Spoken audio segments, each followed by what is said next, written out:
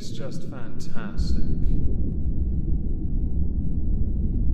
Captain's Log, Subject 210126.5. The inmates have taken to their new jobs like teenagers do to getting up early, so I've cut their Nutriloaf rations in half. I expect improvements.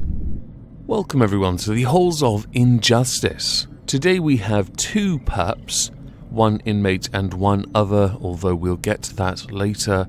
So we have inmates 056, James White, and non-inmate, but she's got an inmate's number, 056.5, Crystal Culhane, neither of whom deserve to be anywhere outside of a prison ever, yet one is. We will get to that soon, I promise. To start this story, we need a man called Paul Florey. Paul Florey used to date Crystal Culhane. The relationship, though, wasn't ideal, in the sense that she likes herself a rude boy, and he likes himself to beat a woman. So he's not a very good person.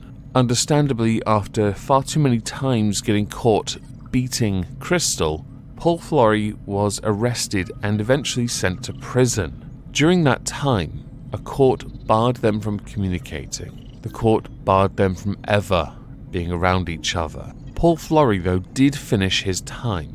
He served his time and he left prison. But around that time, Crystal Culhane had reconnected with a man called James White, who she had dated years earlier. But she also had reconnected with Paul Florey against the wishes of the court, which is rather interesting, but it does handily play into something else.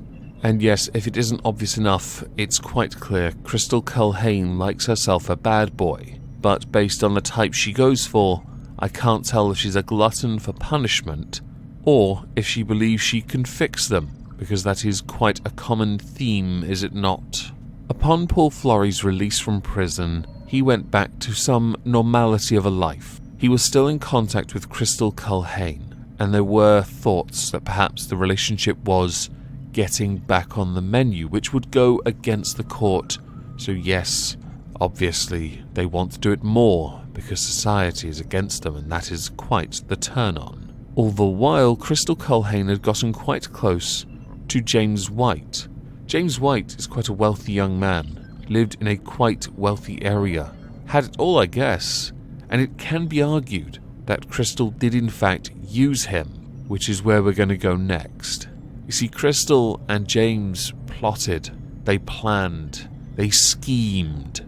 Crystal held a grudge, and while Paul did in fact serve his time for domestic abuse, she felt it was insufficient for what she had gone through.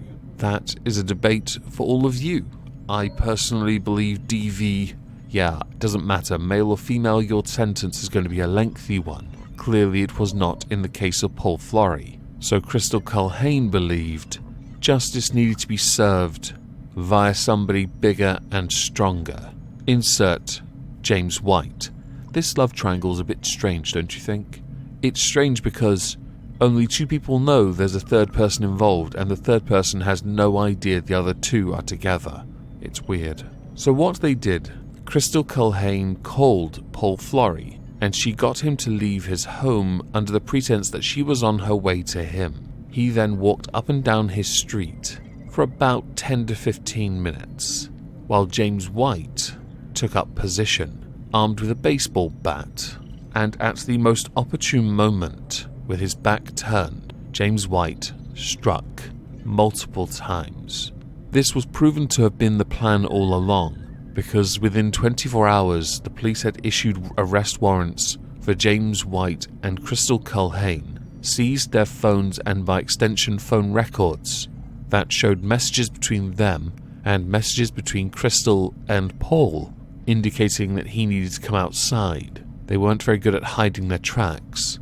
Let's ignore the fact that at James White's home they found blood-soaked clothing and the bat. Understandably, with the injuries that Paul Florey sustained, he can't actually remember what happened, but thankfully there is a list of injuries he sustained. And it is worth noting Crystal Culhane, for reasons I don't yet understand, was arrested on the same day when she went to visit Paul Florey in a hospital, both of whom charged with grievous bodily harm, which, if found guilty, carries a sentence of up to 5 years in prison. The injuries Paul Florey sustained would include several head-related injuries, a number of fractures to the skull front and back, swelling to the eyes and face, with bleeding happening in various locations on his head. He also had excessive bruising on his abdomen and chest. Sounds to me like this was pretty thorough, although obviously they were targeting one place. They must have learnt their lesson from Thanos. I should also add, along with being charged for GBH, they were both charged with attempted murder and use of an offensive weapon. When prosecuting, the prosecutor Tyrone Silcott said, "Culhane lies whenever it suits her. She lies not to go to work in a way which does not reflect on her very well, you may think. Miss Culhane and Mr. White have just had a meal in the Indian. She described him in a message as a gentleman. It is a matter for you, but Mr. White is probably a bit of an upgrade from Mr. Florey. He has a nice flat, got a job, and the police aren't hunting him. Nice and strong too. Bit of an upgrade, you might think." Mr. White and Miss Culhane lured Paul Florey to a location near Mr. White's address at approximately 1:30 a.m. on August 18th, 2019, which is the day after they went on a date together. White and Culhane, that is.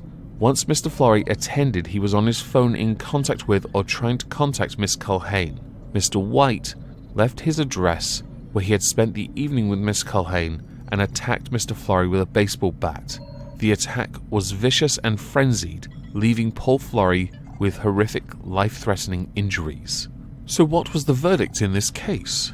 Rather interestingly, James White was convicted of possession of the offensive weapon along with grievous bodily harm with intent. Crystal Culhane was found guilty of inflicting grievous bodily harm without intent, which is a very strange thing to do since she lured him there. But okay, I guess we can just add this to the notch of UK criminal justice system jokes. These are, as always, mad bants. So what were the sentences? James White was jailed for 11 years for the earlier mentioned GBH with intent and carrying offensive weapon or using offensive weapon charge.